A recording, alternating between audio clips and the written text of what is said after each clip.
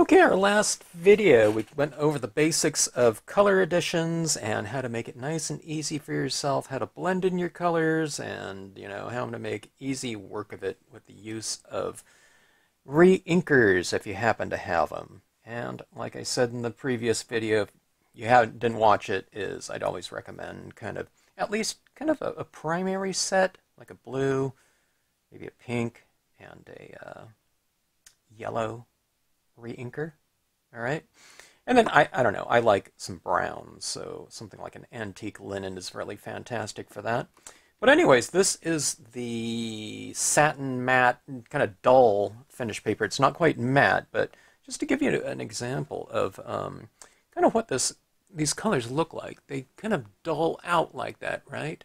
But don't worry about it. We can spray all these. Maybe for my last video, I'll spray seal these, and you'll see all the saturations come out in all of these different color schemes like this. That kind of dried dull, okay? Well, I mean, that's not, that's to be expected. When the inks are wet on kind of a matte finish, they'll look a little bit glossier because the inks are wet. But a matte finish is going to look matte, in terms of the end result.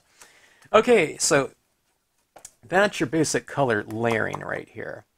I just found out, I thought this, I'm doing this little mini workshop for this group of friends that are getting together, and I thought they were just getting together for like one day, but I was just told like 4 days, and I said, oh, I get to do whatever I want to then in terms of, some different types of lessons here that they can follow along. If they choose to use some of these, they can kind of pick and choose too, but let me show you something using this type of color scheme right here, okay, or this value scheme rather, okay? Now, we can do this in any kind of color scheme that we want. We could do it in the sunset color scheme that I just went over. But picking these things like this, light, medium, darker tones like this, maybe I'll throw in a darker tone like this too, okay? I happen to have some darker blues than this Danube Blue right here. That looks fairly dark like that, but that's nothing compared to a Prussian Blue, from Marvy. There's some other distressings, like what is it? Printers something, Blueprint Sketch. This thing is really dark too. Okay. Excuse me. So we'll push our value scheme one extra bit. Okay. I stuck with 3 colors just to make things nice and simple for that last kind of basic color application lesson there. Okay. So we don't only choose things like this just so that we can lay on colors. I mean, you can, but I'm going to show you how to use this strategically a little bit more. Now, we're kind of doing this already in making our imagery in black and our sky figures in a color out of the color scheme, right? That pushes that moon back in the distance spatially, visually, all right? Let's use the same concept here, but let's push this value scheme a little bit more, and I'll show you how fun this is. We'll make quick work of this one right here, and I'm going to do this one on the glossy cardstock. I haven't used the glossy yet, okay? But let me show you this, okay? Okay, so this is, the Lakeside Cove here, and I've used the pines and rocks here in the foreground, okay? So here's the Lakeside Cove, okay? And here's the pines and rocks, larger trees, okay? Represent something closer to us. All right, let's play around with this kind of dynamic here. But we're going to utilize our color scheme like this, okay? And let's go with this one right here, okay? The things that are darker in the foreground are going to represent things that are closer to us, okay? More distant things are going to be, a different version, a different value of that blue. Now, if you don't have all these blues, one of the things you can do, you can ink up a stamp and stamp it off with a darker blue, and then when you stamp it on here, it's going to be a lighter blue too, right? So you're applying, kind of a secondary image type of process to the creation of spatial depth, okay, visual depth, I should say, within the scene. Okay, let me show you what this means here. Okay, So this is going to be, I think I'm going to skip the moon right in here just so you can see it utilized in a lot of different imagery in terms of my concept right here. This is going to be somewhere in the distance, okay? And then I'm going to have some trees like this a little bit closer to us, and then I'll have them down here again. This will be one of the lighter colors, okay? This will be my secondary layer, the ones that are closer. It might be the same color, okay? Or it might be darker, I'm not sure yet. Maybe I'll go dark. Maybe this will be distant, okay? This will be a little bit closer. And then for my closest ones, I'll go into black, okay? So dark, as it's moving up, remember Western perspective. Things that are generally higher up in the composition represent things that are farther away. That'll be a darker. And then the farthest imagery, represent what represents distance, will be even lighter. Okay, let's just do this right here.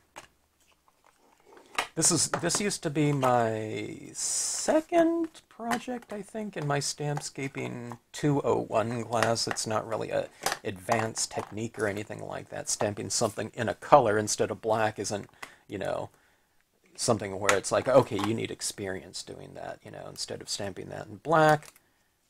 Now stamp it out in blue, practice. It's not like that, okay? But we're utilizing things strategically, though. So it's just something, more to consider rather than being some kind of advanced technique. Okay, now I need to clean off my stamp here a little bit. I don't really mind if there is some black on there, but if I am stamping something that's going to be lighter in the distance, we're going to have to clean this up a little bit. Okay. All right. First cleaning of that in a while. Okay. It doesn't really matter which one of these you stamp out first. Okay, let's go with the Bahama Blue. Okay.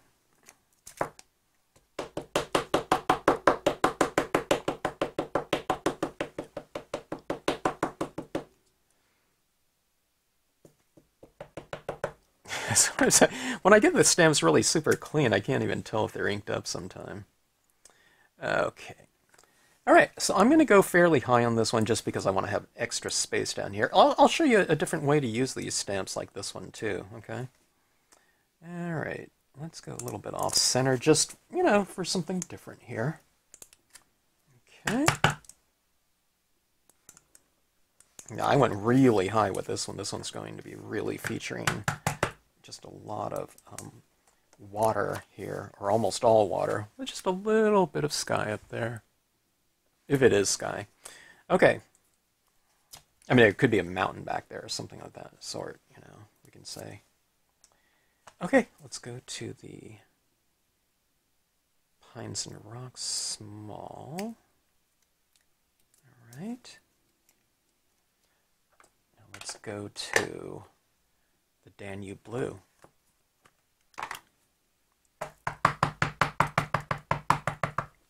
Okay, now this is going to look really weird when I get this all kind of established. You're going to be thinking, what? And it won't really come together until I get maybe all the way to black when I do my color layering on here. So don't expect it to look kind of, pretty cool for, really a while. When you're utilizing all these different colors like this for your imagery, it doesn't really make sense until you add in the different imagery or the different layers of those same colors in our coloring process. Okay, so see that right there? I mean, I think visually it looks like those things are closer, just because they're larger trees too, but also I'm stamping it lower, but also because they're darker. Okay.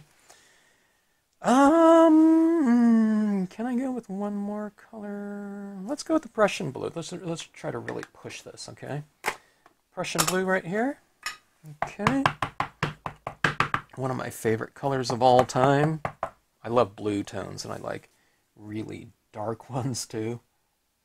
So Prussian Blue is a blue, super dark value. Okay. All right, so see that right there? It's kind of creating a little bit of an inlet, right? Like Okay, now I tell you what. I am going to wait. We're going to push depth even more with some black imagery on here. But let's do that. Let's play around with that a little bit. Let's go with that in, I don't know, maybe a brilliance or versifying clear.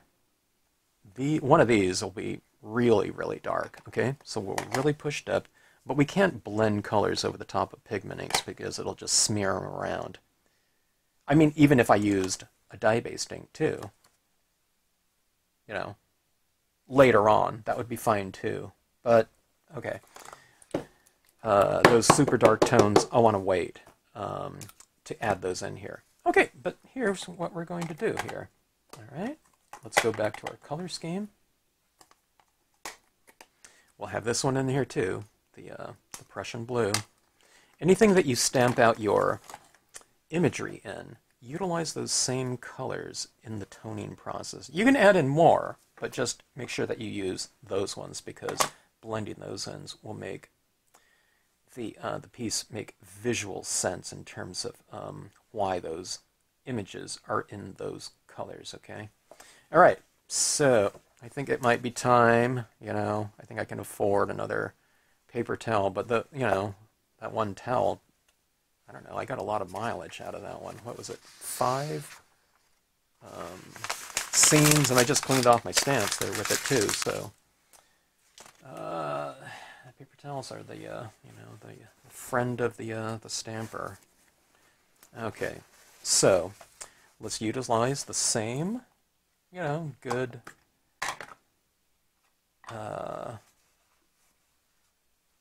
time-saving processes here with the reinker. I'll go with the summer sky here. That's a Memento, if you don't remember that. Pretty good slathering. I'm utilizing a little bit more because on some of those previous ones I thought, man, I could have used a little bit more ink. Oh, but you know what I forgot? I'm doing this one on glossy this time, so it might not be quite as absorbent as that, that dull finish. Okay. All right. So this is going to immediately feel a little bit different. Okay. Now I just stamped these out. I might be smearing them around. On this one though, it's not really going to make much difference. Go real streaky on this one too. Okay. See, like that.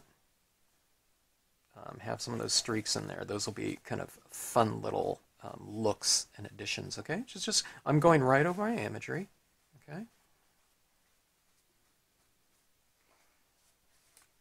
Maybe I'll leave a little bit of, I didn't leave too much white up there in the sky. Leave a little bit of white here and there, okay? We'll do something later on with that. Maybe at the end of the series when I add in some pigment ink effects, okay? All right, so adding in, all right. Look at how fast that went. What did that take? I don't know. Really, I mean, did that even take 1 minute? I don't know. Okay, but I gave it a pretty good... Now, that's just one coverage, though, okay? Remember, like before, kind of saturate things a little bit more, okay?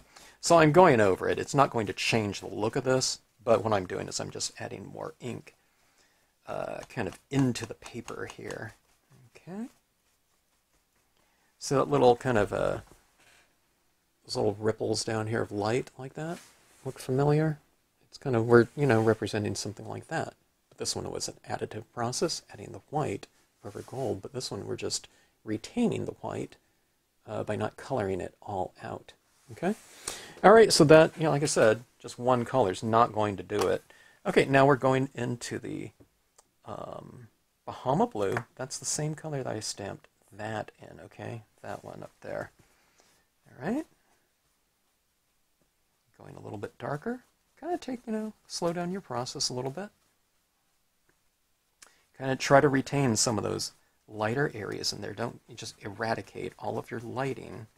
So I am being a little bit careful. I might go into it a little bit, but it's not like with a hard, amount of it like that. It's just, a real light touch like that, okay?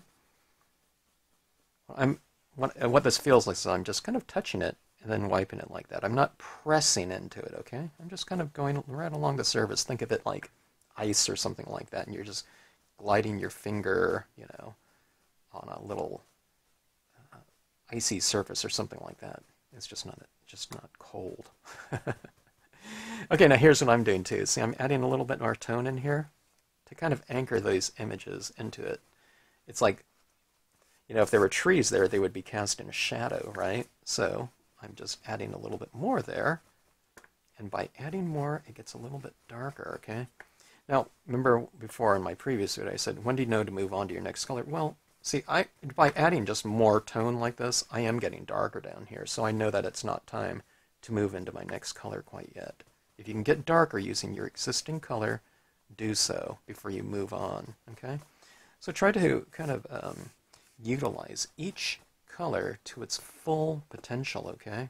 By doing so, you'll just make your surface a much richer end result, and it'll make the next color so much easier to blend in because you've, you utilized the previous one to its, its I don't know, full capacity or whatnot.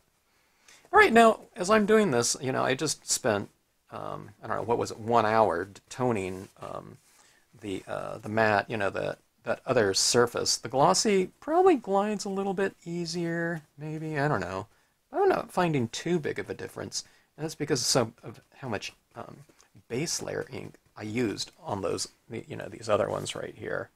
Those ones were easy to do too.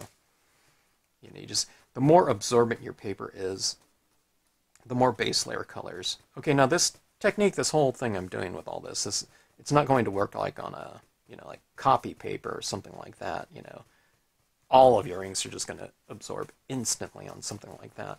But see, I'm just keep using this one right here. I think I'm getting close, though, I don't think this is going to get much darker using this existing ink right here.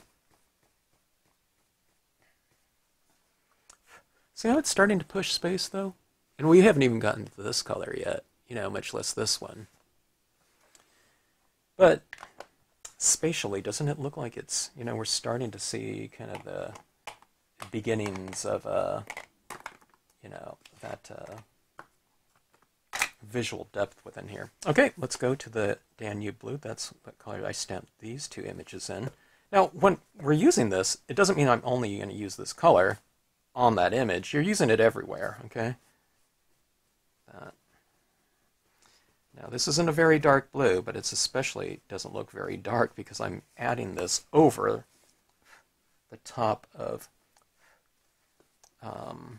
other inks, okay? So it's not absorbing in the paper quite as fast. Okay, for me, this is starting to set up and dry a little bit. I'm finding it wiping on here like this. It feels like a drier touch, okay? You can do a couple things, like I said.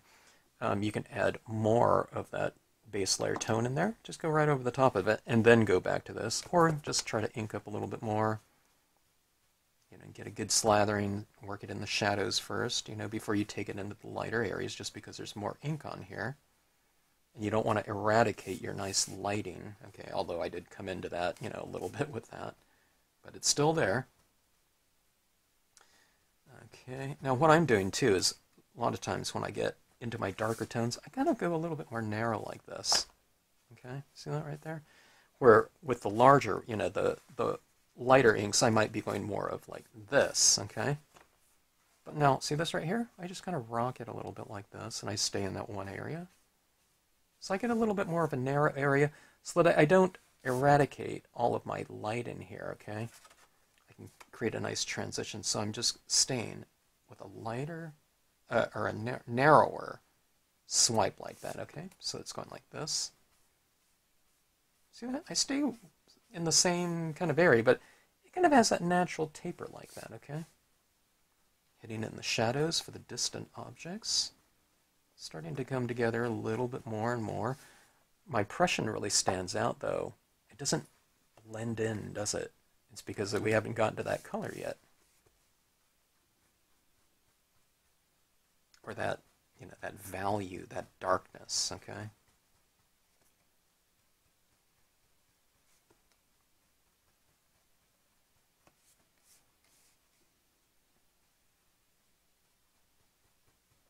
So you can do this with all kinds of things. I mean, you don't have to create depth. It doesn't have to be like 3 layers of trees. I mean, it could be this, you know, in black, and I could have a mountain back there in gray or something like that, or brown, or whatever you want to do, green grassy hill back there, okay?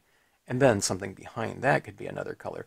So the, you know, I mean, the things that are the most closest things to you don't always have to be the only things that are black, okay? You know, what you're doing is just anything close to that, anything that's lower on the horizon, if that's black, then usually everything in front of it, in terms of larger objects, will be too. I'm not talking about blades of grass or something like that. You know, you can do something like that, but usually if you're going to, you know, put something in the back, large rocks or something, and if you're going to put like a cabin or something in the foreground, you usually don't go like super light with it, okay? Just in general. There's always exceptions, but just in general, you know, in terms of having to think about, you know, what you want to do. Usually, you know, things that are closer to you are just darker, okay? It's because light, in theory, or the way it works, is it reflects off something in the distance, and that is coming back to your eye. No, so if we have all these lighter things like this, it represents kind of like suspended moisture in the air, and that light being reflected back to you is going and breaking apart, you know, with all these little things in the air, moisture, dust, whatever. So representationally, things that were distant are usually lighter by comparison, you know, in terms of like similar objects. A distant tree is going to look lighter than, you know, one that's, whatever, 5 feet from usually. Okay, see this? I'm working my shadows a little bit more like that. Yeah. Right down there. I mean, I'm doing it with a real thick thing. I don't have to be real super careful about it. Okay. Okay, let's give this one a really good shadow because it's really close to us here. Okay, that is the Danube Blue. Let's go with the Prussian Blue. Be really careful if you go into your really dark blues, okay? This one is really quite dark, okay? Maybe even blot it off a few times, even for me, okay? See how dark that is up there? That might almost be too dark, so... let's kind of go like that. I'll just kind of give it a, you know, a perimeter vignette frame around in that area. Now remember, the darker it is, it's just, you know, you can do a lot more swipes with it before it even starts to lighten up, just because it is so much darker to begin with, okay? So be careful about that. If you're going with something really dark here, here's what you do. Just blot it off a lot so that you're not using a full value of it. You're using a much lighter value, okay? See this? Hitting this in the shadows. Corner like this. Stay kind of with shorter strokes. Stay in the corner a lot longer. Don't take it in and thus eradicate all of your great lighting that you've already established. Utilize one inking of it. Don't re-ink it too often. Yeah, unless your pad's like super dry and you didn't get a lot of ink on there to begin with. Okay.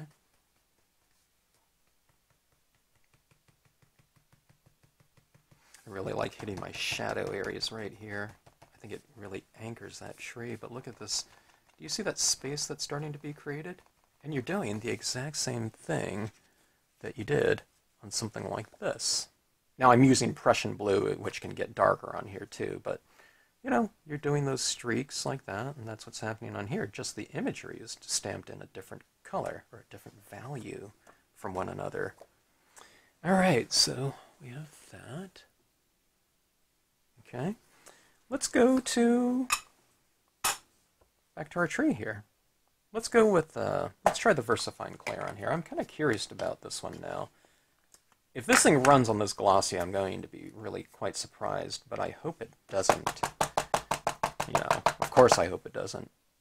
Now, I don't have any problem with the VersaFine drying on this glossy cards and not running on me, so let's hope that's the same. Okay, going with black here. Look how dark that is. Isn't it beautiful? In terms of that contrast against that background. in terms of a design element, when you have repeated patterns like this, you know, anywhere in fashion or in interior design, it creates continuity, but you can do it in different values, different colors, you know. Look at that right there. Look how much depth we have in this scene, okay? It's a little bit different than this. We do have depth in this, but not nearly as much as this, okay? Now let me show you something. If this distance represents, is represented by, say, the Prussian blue, and this one right here is represented by the Danube blue, if I stamp this little canoeist, let's say, right in here, what color would we do? We'd probably do the Danube blue, right? Because that would be the color in this range right here, you know, and moving up. If I had this canoeist down here, what color would you do him in? It's on the same plane or level as the Prussian blue, so maybe do it in the Prussian blue. See, if I did it up here in black, it would stand out too much, right? Because the lighting in this space right here is represented by this color right here. All right, get it? So see, it goes lighter, medium, darker, darkest right here. Now, if you had this way down here, you can do either one. You can do black or probably the Prussian blue. All right, so let me show you what that looks like here.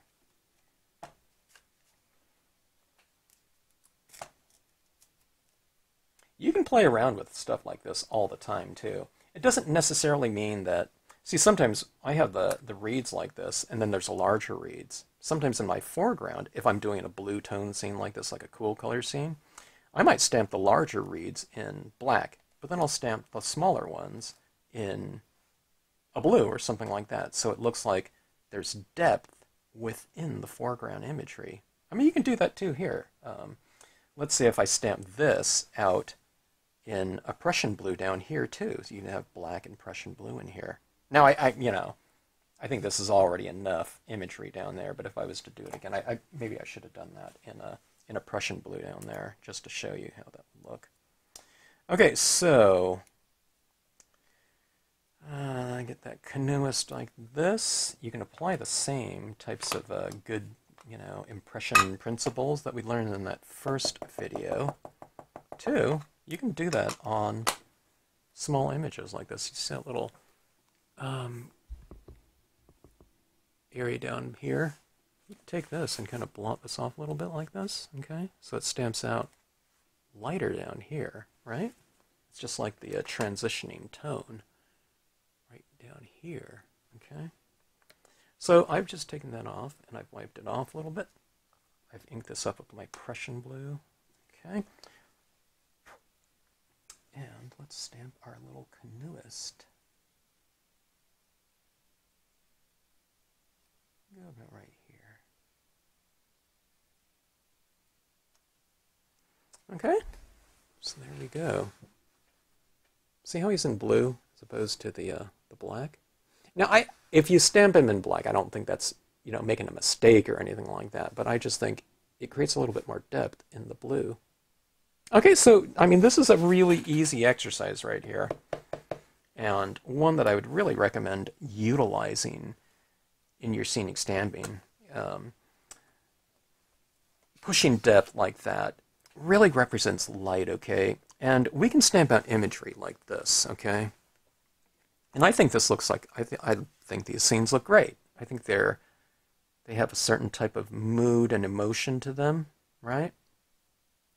But this, to me, it represents kind of a little bit of a stronger emotional quality to it. When we go out and see a lake in the morning or something like that, and there's mist over it, it has a little bit of a different feel than high noon on a sunny day, right? And that's because what this represents here is it represents moisture in the air, like I was talking about. So what we're doing here is we're representing the space in between the objects, okay? Here we are, you know, with the full value of these pines right here. But then this pine tree, I don't know how many, I don't know how much distance, 100 yards away or some, 50 yards away is that darkness. That's 100 yards. Let's say that's 20 yards away, 40 yards away, 60 yards away, 100 yards away, or something like that, okay? But what that represents is it's the space in between. It's saying that there's fog in between us and that tree. And there's even a thicker layer in between us and that tree. And there's, double, triple, whatever. We're representing that space in between the objects, okay? And I think that's where a lot of the emotion is within a visual, okay? It's not the objects themselves, but it's that representation of the imagery in between. And how do you do that? It's really easy. You just stamp them lighter, in some cases. You can do this too, just by taking something like this, black ink or something like that, and blotting it off, and then doing that one in a lighter gray. And let's say we did one impression black, and we take it again, and we go another impression there. It's going to be lighter, right? And let's say that is a third impression. They're all black and grays or whatever, and whatnot. But it would recede visually, okay, in terms of visual depth. And look at this right here. We have the same image right here. The pines and rocks are used down here. It's used right here as a more distant set of trees. Right here is even more distant, and yet more distant again. But I don't think it's kind of a distraction in terms of the repetition of them. I feel they look fairly different just from the use of the different values with that. This would look fine as far as a composition too if I just stamped them all in black. Black, black, black, black, black, black. Okay? I think that looks good too, but I think this just has a different feel to it.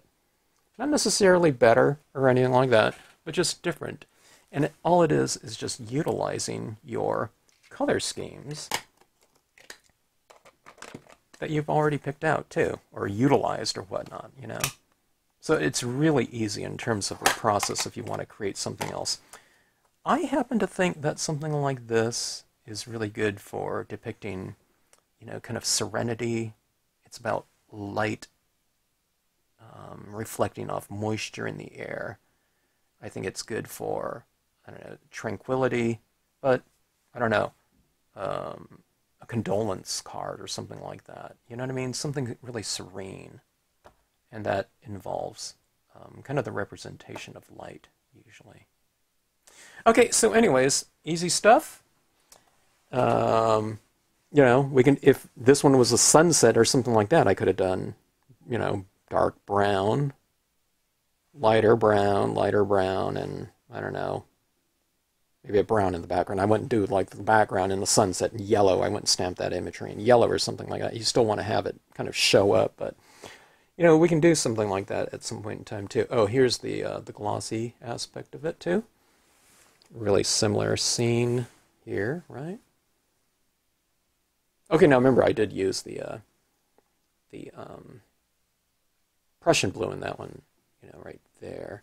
But even, see, a lot of those colors like that in here, it's a little bit different, like that. I mean, here's the glare on it, but it's a little bit different, right? In terms of the glossy cardstock, okay? Now this one's going to get zipped up a little bit. In fact, I might add some more colors to it. I might add a couple Marvys on there. But there you go. An exercise in, I don't know, whatever, values equal depth or something like that, that lesson there. Okay, so anyways, have any questions, drop me a note in the comment section. Otherwise, give it a shot and have some fun at that one. All right.